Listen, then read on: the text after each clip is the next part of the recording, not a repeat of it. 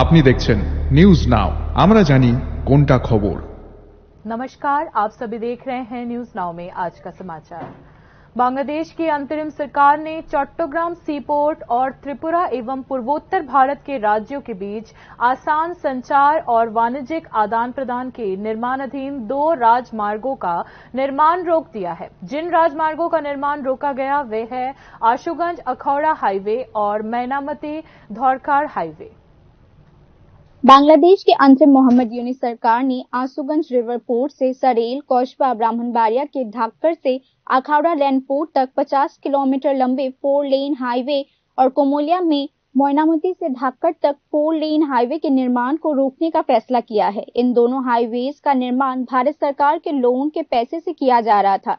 बांग्लादेश के ministry of road transport and bridges के सलाहकार मोहम्मद फैजुल कबीर ने कहा कि इस हाईवे प्रोजेक्ट को मंजूरी क्यों दी गई, इससे बांग्लादेश को कोई फायदा नहीं हो रहा, इस पर फिर से गौर किया जाएगा। मैनामती ढाकर हाईवे प्रोजेक्ट का फिर से इवैल्यूएशन किया जाएगा। यदि यह बांग्लादेश के हितों के पक्ष में नहीं है तो सरकार इस परियोजना को लागू नहीं करेगी, बांग्लादेश के ministry of road transport and bridges के सलाहकार ने कहा। बांग्लादेश के आशुगंज रिवर पोर्ट से ब्राह्मणबाड़िया के सारेल, कौशबा, ढाकर होते हुए अखाड़ा लैंड पोर्ट तक 5,791 करोड़ रुपए की लागत से 50 किलोमीटर लंबे 4 लेन हाईवे का निर्माण किया जा रहा है। यह हाईवे अगरतला से आशुगंज पोर्ट से जोड़ेगा।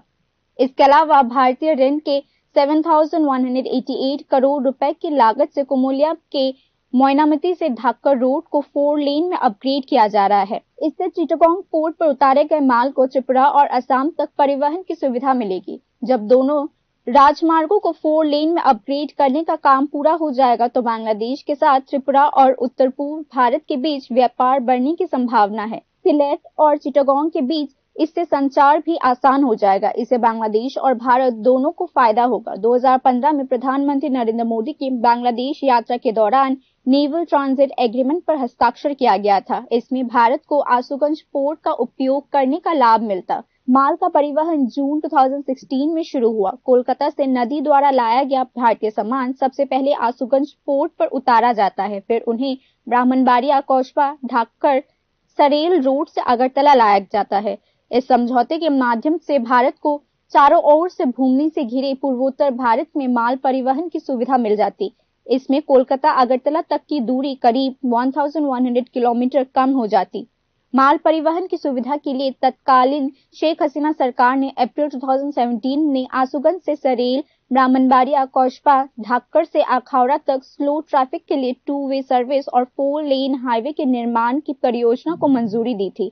3,567 करोड़ की लागत से 6 लेन हाईवे को जून 2020 तक पूरा करने का लक्ष्य रखा गया था। बाद में परियोजना की लागत और अवधि दोनों बढ़ा दी गई। न्यू प्लान के मुताबिक प्रोजेक्ट जून 2025 तक पूरा हो जाना चाहिए था। इसमें 5,791 करोड़ रुपए का खर्च आता। भारत 2,983 करोड़ रुपए का कर्ज बांग्लादेश को देता। बाकी 2,809 करोड़ रुपए बांग्लादेश की सरकार देगी।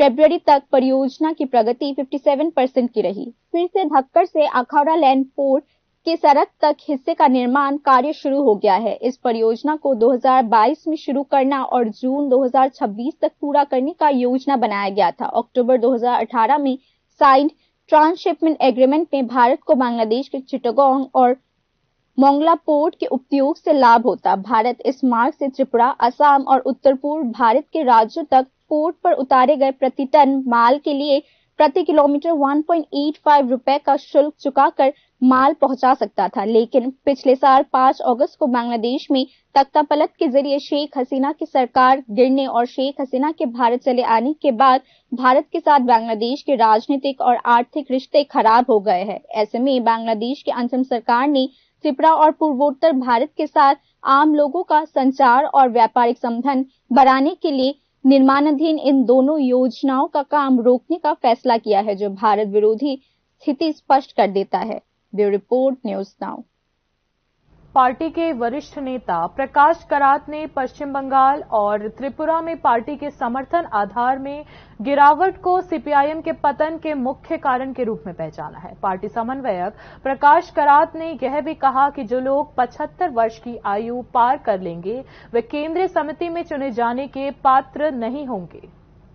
पार्टी के अंतरिम समन्वयक और वरिष्ठ नेता प्रकाश करात ने कहा कि राष्ट्रीय स्तर पर सीपीआईएम की गिरावट पश्चिम बंगाल और त्रिपुरा में घटते जन समर्थन के कारण है। प्रकाश करात ने यह भी कहा कि आगामी पार्टी कांग्रेस के दौरान पार्टी की ताकत फिर से बनाने के रोड मैप पर चर्चा की जाएगी। 2005 से 2015 तक सीपीआईएम के महासचिव रहे प्रकाश करात ने महत्वपूर्ण प्रतिक्रिया देते हुए कहा कि वरिष्ठ नेता ज्योति बासु द्वारा 1996 में प्रधानमंत्री पद अस्वीकार करने को पार्टी के पतन का कारण नहीं मानते हैं। प्रकाश करात ने एक इंटरव्यू में पीटीआई भाषा से कहा, यह सच है कि पार्टी की स्वतंत्र शक्ति और प्रभाव नहीं बढ़ा है और इसका मुख्य कारण पश्चिम बंगाल और त्रिपुरा में हमारा समर्थन आधार कम होना है। इसीलिए हमारी आगामी पार्टी कांग्रेस का उद्देश्य यह है कि हम पार्टी को कैसे मजबूत कर सकते हैं।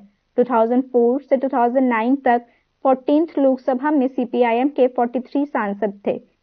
2009 में इसकी संख्या घटकर 16 हो गई, 2014 में 9 और 2019 में 3 रह गई। 2024 के चुनाव में सीपीआईएम ने 4 लोकसभा सीटें जीती। राष्ट्रीय विधानसभा में सीपीआईएम के नेतृत्व वाला वाम मोर्चा 34 इयर्स की सत्ता के बाद 2011 में पश्चिम बंगाल में तृणमूल कांग्रेस से हार गया। वहीं त्रिपुरा में जहां सीपीआईएम के नेतृत्व वाला गठबंधन 1993 से शासन में रहा, वह 2018 में भाजपा सरकार से हार गई।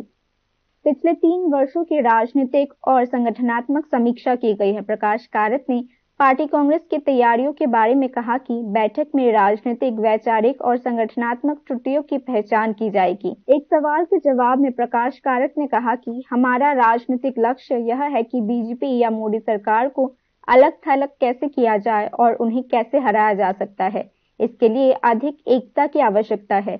यह एकता हमें एक बड़े मंच पर कैसे बनाए रखना है, इसके लिए हमें प्रयास करना होगा। प्रकाश करात ने कहा कि सीपीआईएम या वामपंथ को मजबूत करने के लिए नीतियों की आवश्यकता है। प्रकाश करात ने यह भी कहा कि हमारी पॉलिट ब्यूरो और सेंट्रल कमेटी मिलकर काम करती है और हमारी योजना जल्द ही बदलाव लाने की है। सीपीआईएम की 24th all India party Congress 2 से 6 अप्रैल तक तमिलनाडु के मदुराई में आयोजित की जाएगी। प्रकाश करात ने कहा कि केंद्रीय समिति ने उम्र सीमा 75 इयर्स तय की है, इसीलिए नया नेतृत्व उभरेगा। प्रकाश करात ने कहा कि 75 इयर्स से अधिक उम्र वाले लोग केंद्रीय समिति में चुने जाने के पात्र नहीं होंगे।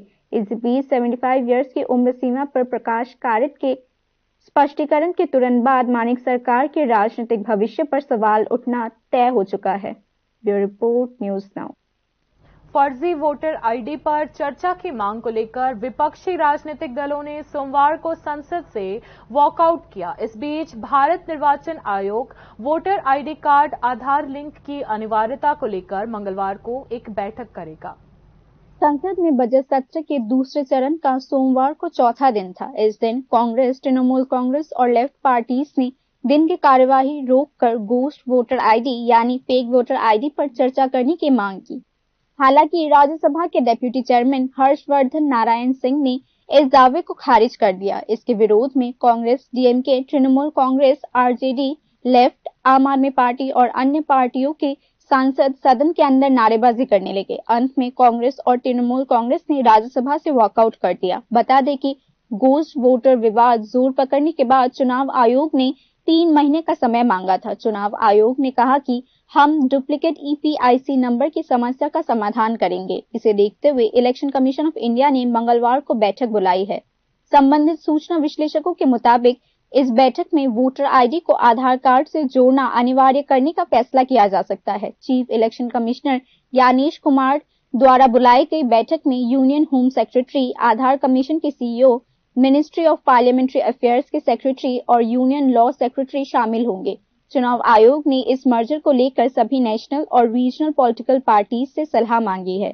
विपक्षी राजनीतिक दलों ने आरोप लगाया है कि भाजपा ऑनलाइन वोटर लिस्ट का लाभ उठाकर वोटर लिस्ट में फेक वोटर्स को जोड़ने के लिए आयोग का उपयोग कर रही है। Is a question of our basic structure of our democracy, because a clean electoral roll is the foundation of electoral democracy. Without a clean electoral roll, you have ghost voters and fraud voters. We have shown there are duplicate epic card IDs for number of voters. Hundreds of voters have got duplicate epic card IDs. The Election Commission has accepted this fault and has said it is going to stop it within 3 months. But how can it stop it in 3 months when it doesn't even know how many countless numbers of epic cards exist? Today we have given a notice on this, on the duplicate epic cards in the House. These notices were not allowed on this burning issue that concerns. The report News Now.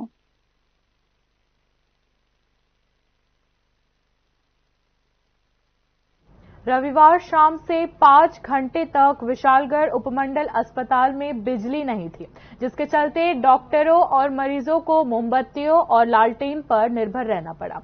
लंबे समय तक बिजली कटौती के कारण डॉक्टरों और मरीजों के परिवारों के बीच भारी गुस्सा देखने को मिला है।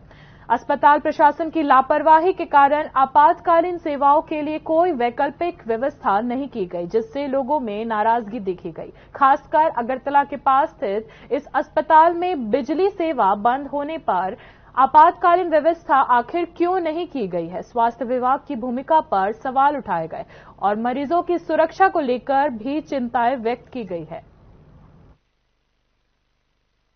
একটা লোকও এখানে ওদের টেক কেয়ার করার জন্য নেই, না তো কোনো অ্যাডমিনিস্ট্রেটিভ অথরিটি আছে, না কোনো ডক্টর, না কোনো নার্স, যে একটা পেশেন্ট আছে সেখানে অনেক বৃদ্ধ মহিলারা আছে, অনেক বাচ্চারা আছে। তো এটা আমাদের বিশালগড় মহকুমা হাসপাতালের এই পরিষেবা, মানে এটা তো ভাবাই যায় না।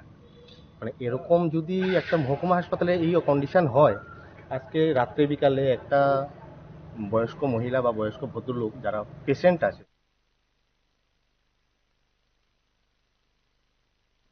हालांकि क्षेत्र में लंबे समय से पीने के पानी की व्यवस्था करने की मांग की जा रही थी, लेकिन संबंधित विभाग ने कोई कदम नहीं उठाया।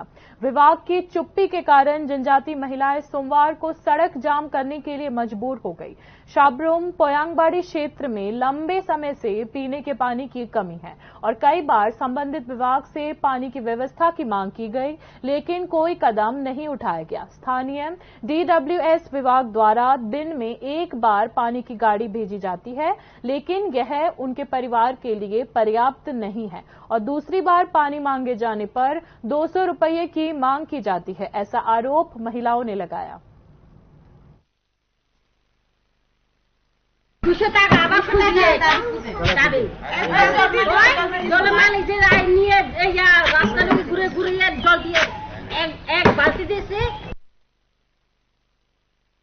बाकी की खबरें ब्रेक के बाद। আপনি দেখছেন নিউজ নাও, আমরা জানি কোনটা খবর। প্রথম আলো এলো শুদ্ধ সকাল, শুদ্ধ সলিলে আজ বাজালো ত্রিতাল, মন্দিরে শুদ্ধ পূজার ধ্বনি, অগ্নি শুদ্ধ হর এ সিঞ্জিনী, পরিণীতা নারী তুমি অনুপমা, শুদ্ধ সোনায় সাজো হে নিরুপমা। শুদ্ধতার স্বর্ণ মন্দির, কালিকা জুয়েলার্স, আগরতলা। একটু চেষ্টাতেই দুল লেগে যায় নববধূর কানে, একটু চেষ্টাতেই মানিয়ে নেওয়া যায় বিবাহিত জীবনে। নানা অনুভূতি জড়ানো বিয়ের গয়না, শ্যাম সুন্দর কোম্পানি জুয়েলার্স। আপনি দেখছেন নিউজ নাও, আমরা জানি কোনটা খবর। आगे की खबरें कुछ इस प्रकार है। त्रिपुरा के सांसद राजीव भट्टाचार्य ने गुवाहाटी अगरतला वंदे भारत के संचालन की तैयारी के कारण प्रधानमंत्री को धन्यवाद ज्ञापित किया। सोमवार को राज्यसभा में रेल बजट पर धन्यवाद प्रस्ताव रखते हुए त्रिपुरा के सांसद ने उम्मीद जताई कि 2030 तक देश के 100% रेल लाइनों का विद्युतीकरण पूरा हो जाएगा। अनाउंसमेंट में आया है कि त्रिपुरा में भी वंदे भारत, गुवाहाटी अगरतला में भी वंदे भारत एक्सप्रेस चालू होगा। ये हमारे लिए सबसे बड़ा भाग्य का बात है, क्योंकि नॉर्थ ईस्ट को कोई पूछता नहीं था।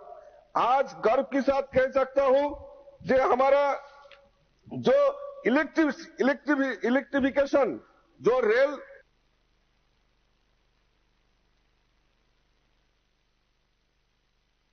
परिवहन उद्योग को बचाने के लिए 24 मार्च को देश भर के मोटर श्रमिक संगठन लोकसभा अभियान करेंगे। इस अभियान के समर्थन में all India road transport workers federation ने प्रदर्शन किया। सोमवार को आयोजित इस प्रदर्शन ने ऑफिस लेन से शुरू होकर शहर के विभिन्न रास्तों से गुजरते हुए प्रदर्शन किया। परिवहन श्रमिकों के हित में कुल 16 सूत्री मांगों के बारे में CITU राज्य अध्यक्ष मानिक दे ने प्रदर्शन में चर्चा की। असंगठित सड़क परिवहन श्रमिकों के लिए सामाजिक सुरक्षा कानून बनाने, भारतीय दंड संहिता की धारा 106, 1 और 2 को हटाने, मोटर वाहन कानून 2019 में श्रमिकों के हित में संशोधन करने जैसी 16 सूत्री मांगों को लेकर 24 मार्च को देश के मोटर श्रमिक संगठन लोकसभा अभियान करेंगे, जैसा कि CITU नेतृत्व ने बताया। তাদের পরিবার দেখার দায়িত্ব নেয় না, কিন্তু সেই যে মালটা ঢুকিয়ে দিলেন গাড়িতে, এই টাকাটা সবটা পাবেন এবং এই সমস্ত বেআইনি দ্রব্যের টাকা পাবেন যারা এগুলি ঠিকাদারি করেন বা যারা এই ব্যবসা। एक ओर भर्ती की कमी के कारण राज्य के अस्पतालों को नर्स की कमी का सामना करना पड़ रहा है, चिकित्सा सेवाओं में व्यवधान। दूसरी ओर निराश हो रहे हैं नर्सिंग प्रशिक्षित बेरोजगार। पिछले 7 या 8 सालों से नर्सिंग रिक्रूटमेंट बंद है। नर्स की क्राइसिस राज्य की सरकारी चिकित्सा सेवाओं को बाधित कर रही है। हर साल राज्य में पब्लिक और प्राइवेट नर्सिंग कॉलेजेस से बेरोजगार नर्सिंग ग्रेजुएट्स की संख्या बढ़ती जा रही है, लेकिन इसकी नियुक्ति को लेकर अब तक कोई सरकारी पहल नहीं की गई है। राज्य कैबिनेट की बैठक में विभिन्न विभागों में नियुक्ति को लेकर तो फैसला किया गया, लेकिन हेल्थ डिपार्टमेंट में नर्सिंग ऑफिसर की नियुक्ति को लेकर कोई पहल नहीं की गई है। राज्य का मुख्य referral hospital Agartala government medical college hospital भी नर्सिंग क्राइसिस का सामना कर रहा है। अस्पताल में मरीजों के अनुपात में नर्सेस की संख्या आधी से कम हो चुकी है। 2016 में हेल्थ डिपार्टमेंट ने करीब 787 पोस्ट पर नर्सेस की भर्ती की प्रक्रिया शुरू की थी। हालांकि दिसंबर 2017 तक भर्ती प्रक्रिया पूरी नहीं हो पाई। घोषणा की गई कि 2018 में राज्य में नई सरकार आएगी और नई भर्ती नीति बनाएगी। कई अन्य भर्ती प्रक्रियाओं की तरह नर्सिंग पर्सनल रिक्रूटमेंट प्रोसेस भी रद्द कर दिया गया। उसके बाद हेल्थ डिपार्टमेंट में दोबारा नियमित नियुक्ति का निर्णय नहीं लिया गया है। हालांकि NHM में नर्सिंग पर्सनल को 11 महीने के अनुभव के आधार पर नियुक्ति किया जाता था। तब से कहा गया था कि अगर कोरोना की स्थिति में सुधार होता है तो उन्हें नियमित रूप से नियुक्त किया जाएगा, लेकिन अभी तक उनकी नियुक्ति नहीं हो सकी है। फिर जिन लोगों को नेशनल हेल्थ मिशन के स्टेट विंग से अनुभव के आधार पर भर्ती किया जा रहा है, उनके पास नौकरी की कोई सुरक्षा नहीं है। नौकरी नियमित होगी भी या नहीं, इसकी कोई जानकारी नहीं है। स्टेट हेल्थ डिपार्टमेंट में नर्सेस की नियमित भर्ती भले ही जरूरत से काफी कम हो, लेकिन राज्य में नर्सिंग कोर्सेज कर चुके करीब 5,500 से 6,000 बेरोजगार लोग हैं। एम्प्लॉयड नर्सेस में से कई समय समय पर सेवानिवृत्त हो रहे हैं। पिछले 6 महीने में अकेले GB हॉस्पिटल से 20 से 25 नर्सेस सेवानिवृत्त हो चुके हैं। वैकेंसीज भी बढ़ती जा रही है, लेकिन भर्ती की कमी के कारण राजधानी के हॉस्पिटल्स और जिला के स्वास्थ्य केंद्रों में नर्सेस की कमी से लोग जूझ रहे हैं। डॉक्टर्स तो है लेकिन नर्सेस नहीं है, जिससे आम लोग परेशान हो रहे हैं।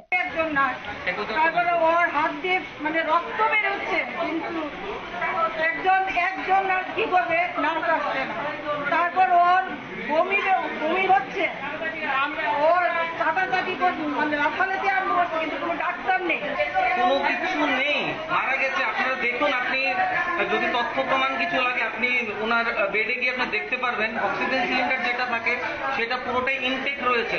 কে দেবে? ওকে নার্স দেবে। 15 মিনিট 20 মিনিট ডাকার পরও কোনো নার্স নেই, কেউ। स्टाफ नर्स MPW ANM को नियमित पदों पर नियुक्ति की मांग को लेकर आंदोलन चल रहा है, लेकिन राज्य सरकार इस मामले में नियुक्ति को लेकर कोई निर्णय नहीं ले सकी है। एक ओर जहां अस्पतालों में भर्ती नहीं होने से नर्सेस की संख्या कम होती जा रही है, वहीं दूसरी ओर नर्सिंग ट्रेनिंग के बिना बेरोजगार युवाओं में निराशा बढ़ता जा रहा है। Bureau report, news now. राज्य में अगले जून से 5 नए एकलव्य मॉडल आवासीय विद्यालय शुरू होने जा रहे हैं। रूपाईछोड़ी, कोरबोक, पद्मोबिल, डुम्बुर नगर और गाबार्दी में नए स्कूलों का निर्माण किया जाएगा। अगले एकेडमिक ईयर में राज्य में 5 और नए एकलव्य मॉडल रेसिडेंशियल स्कूल शुरू होने जा रहा है। केवल जनजाति छात्रों के लिए एकलव्य मॉडल रेसिडेंशियल स्कूल का उल्लेख किया जा सकता है। त्रिपुरा में वर्तमान में 6 एकलव्य मॉडल रेसिडेंशियल स्कूल्स है। 5 नए एकलव्य मॉडल रेसिडेंशियल स्कूल खुलने से राज्य में एकलव्य मॉडल रेसिडेंशियल स्कूल्स की कुल संख्या 11 हो जाएंगी।